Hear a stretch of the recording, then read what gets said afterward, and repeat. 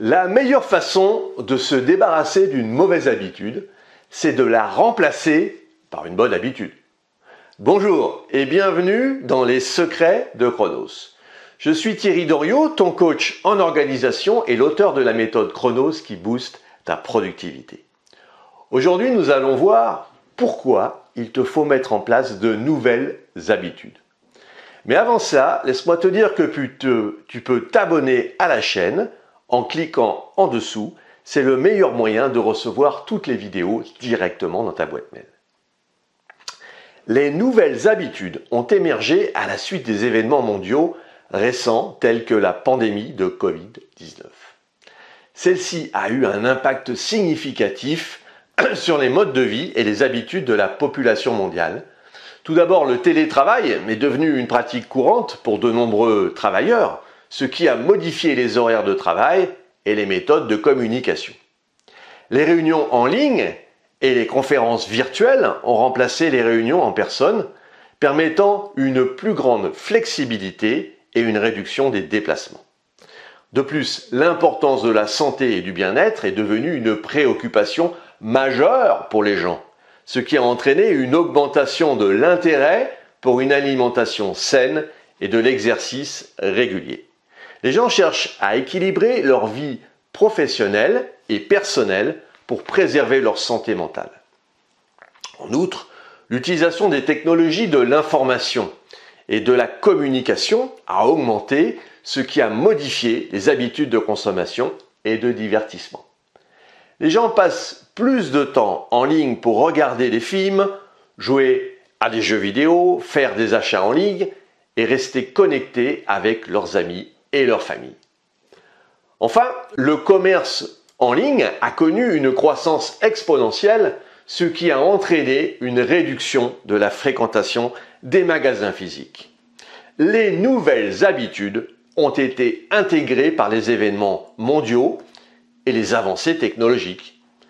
Elles ont un impact sur les modes de vie, les habitudes de travail, les habitudes de consommation et de divertissement, ainsi que sur la santé et le bien-être. Il est probable que ces habitudes perdurent même après la fin de la pandémie, car elles ont apporté une plus grande souplesse et des commodités dans la vie quotidienne. Alors c'est vrai, les nouvelles habitudes ont pris le pas sur les anciennes. Mais attention quand même, car les mauvaises habitudes peuvent perdurer.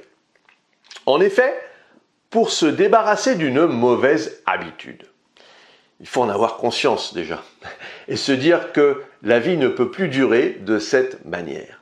La mauvaise habitude doit être vraiment l'élément qui te pourrit la vie, sinon tu passes jamais à l'action. Car le changement implique de sortir de sa zone de confort et cela n'est pas du tout évident. 43% de nos vies, en moyenne, sont réglées par les habitudes. La façon de prendre ton petit déjeuner est sans doute une habitude. La façon dont tu te rends au travail également. La façon de faire tes courses, de choisir les aliments que tu achètes, de ranger ton frigo, etc., etc. En y réfléchissant, tu te rendras vite compte que certaines semaines, ce pourcentage peut même dépasser les 50%. Lutter contre une mauvaise habitude consiste donc à tenter de réprimer un désir, une action automatique enclenchée et déclenchée par une situation. Tu prends un Mars glacé devant ta série préférée, tu allumes une cigarette pendant la pause, tu traînes sur ton téléphone avant d'aller dormir. Tu dois prendre sans cesse la décision d'aller à l'encontre du comportement que ton inconscient a mis en place et que tu répètes depuis des années. Et ça demande beaucoup d'énergie et ce n'est pas étonnant qu'après une journée ou une semaine de travail, on décide de reporter notre bonne résolution à plus tard et le lendemain aussi, jusqu'à finir par complètement abandonner. Je te recommande de faire une progression graduelle et surtout de ne te focaliser que sur une ou deux habitudes à la fois. Pas plus, parce que sinon tu vas saturer et laisser tomber rapidement. Choisis d'abord les habitudes qui te semblent les plus faciles à changer.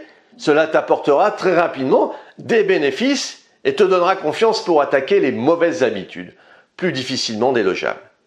Par exemple, il a été très facile pour moi de remplacer de mauvaises habitudes comme le sucre dans le café.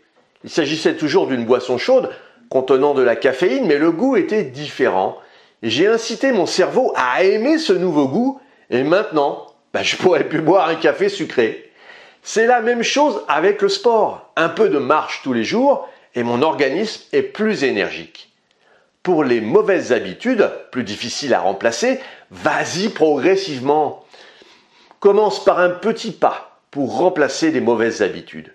Par exemple, au lieu de regarder la télé 1h30 en rentrant du travail, regarde-la 1h15. Puis, une fois que c'est OK pour toi, augmente progressivement la difficulté. Si tu as apprécié cette vidéo et puis tu penses qu'elle pourrait aider d'autres personnes, mets un pouce bleu et partage ce contenu. Pour te focaliser sur tes actions, il est nécessaire de prendre du recul. C'est ce que je te propose de mettre en place avec toi en t'offrant un coaching d'1 demi-heure.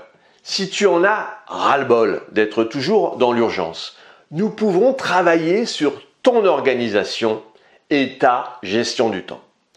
Définissons ensemble les prochaines actions à mener.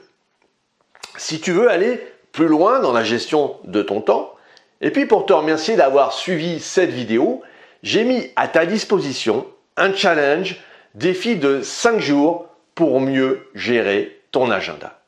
Alors retrouve-moi sur le site internet www.lessecretsdechronos.com. À très vite!